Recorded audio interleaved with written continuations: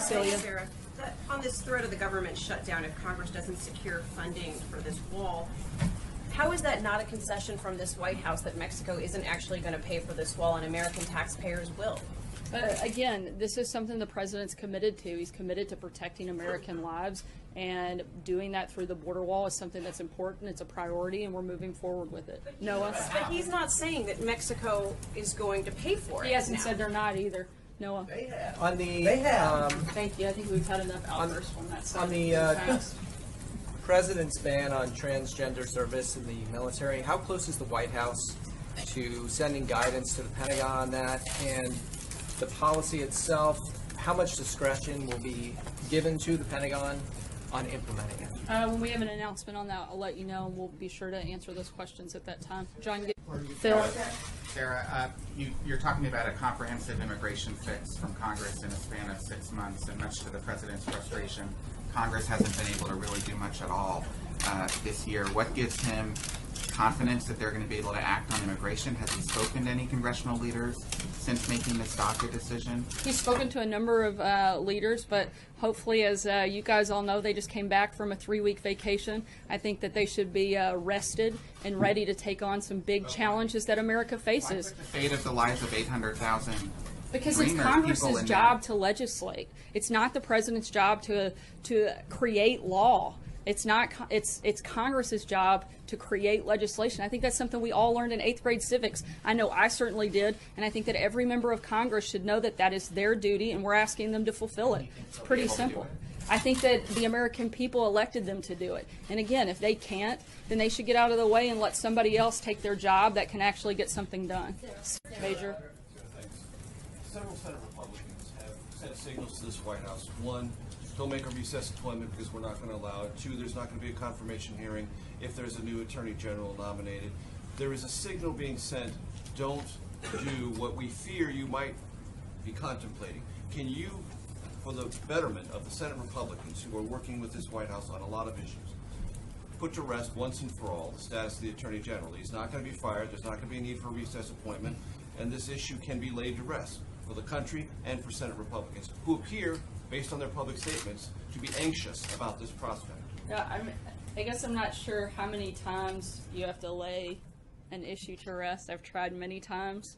But when you don't say the president has confidence and the president says time will tell, as he said earlier this week, I'm only telling you what Senate Republicans who are in a position to have to deal with this are saying. And I've answered your question, and yesterday you probably saw a statement come out from here that was more fake news from the Washington Post on the fact that we were considering a recess appointment. I think that sums that up pretty clearly. According to the Washington Post, the president tried to change the narrative of what went down in John Jr.'s meeting with the Russian lawyer. Can you address that story and tell us, did the president really try to do that? Look, the statement that Don Jr. issued is true. There's no inaccuracy in the statement. The president weighed in as any father would based on the limited information that he had. This is all discussion, frankly, of no consequence. There was no follow-up. It was disclosed to the proper parties, which is how the New York Times found out about it to begin with. The Democrats want to continue to use this as a PR stunt and are doing everything they can to keep this story alive and in the papers every single day. The president, the American people, they voted America first, not Russia first, and that's the focus of our administration.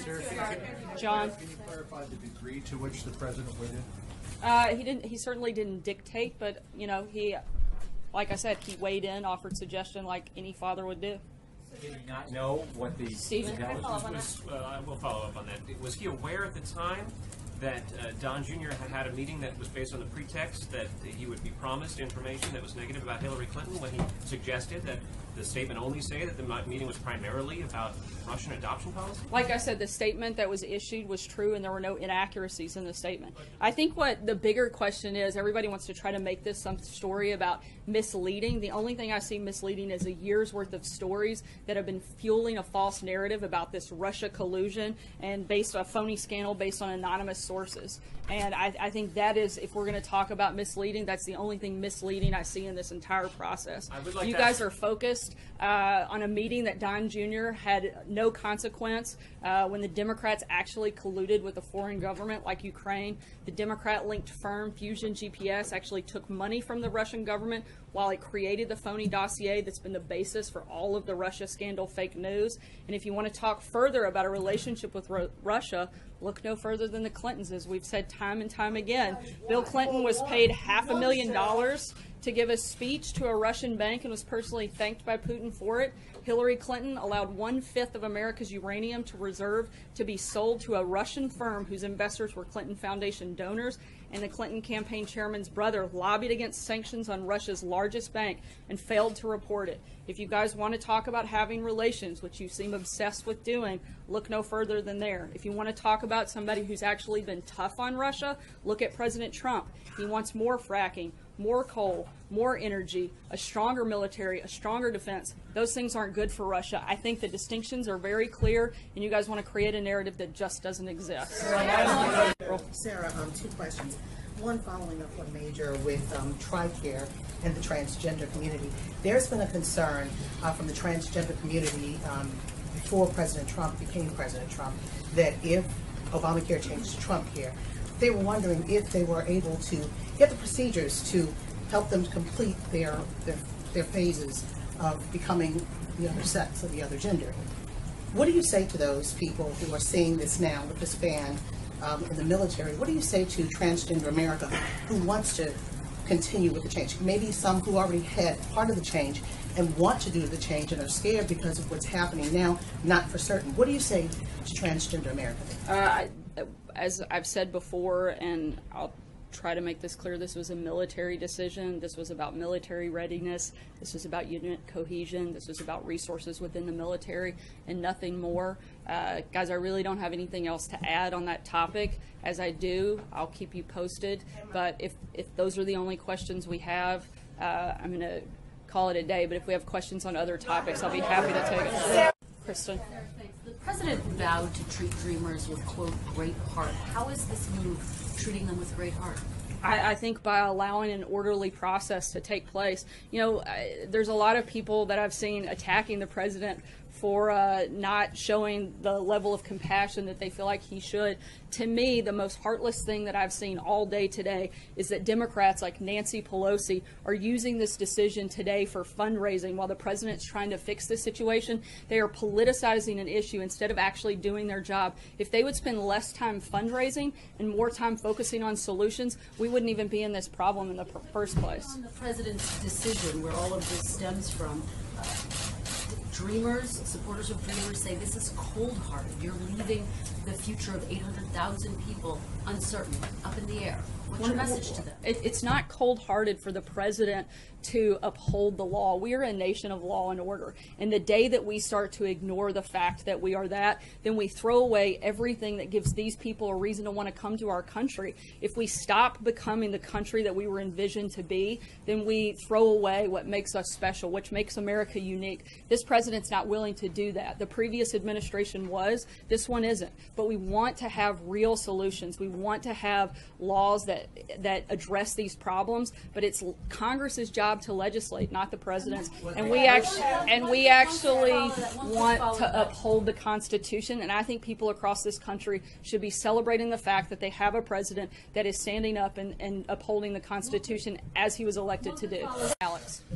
Poll released by Fox News on Wednesday said that 56% of Americans think the president is tearing the country apart, and approval rating polls are usually in the 30s. How do these poll numbers affect how the president governs?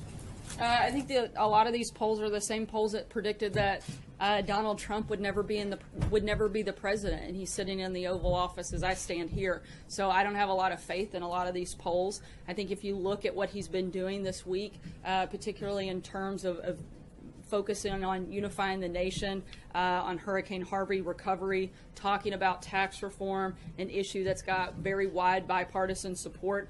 The numbers, frankly, that we are focused on and that this administration cares about aren't poll numbers, but we care about 94% of Americans who get assistance to file their taxes, that the majority of Americans thinks the tax code is unfair.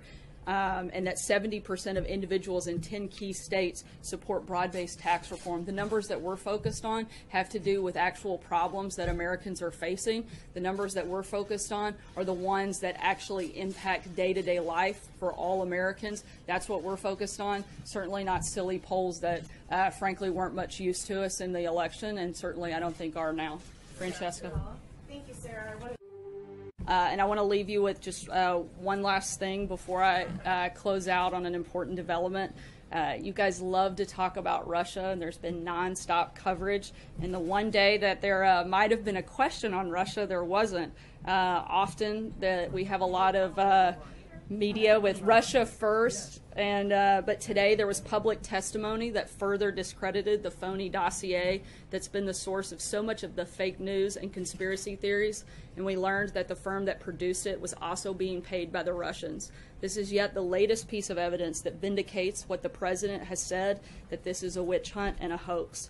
And it's a shame that the president and the country have had to go through this charade continually, and hopefully this will help us move forward in that process. And with that, thank you guys so much, and we'll see you tomorrow.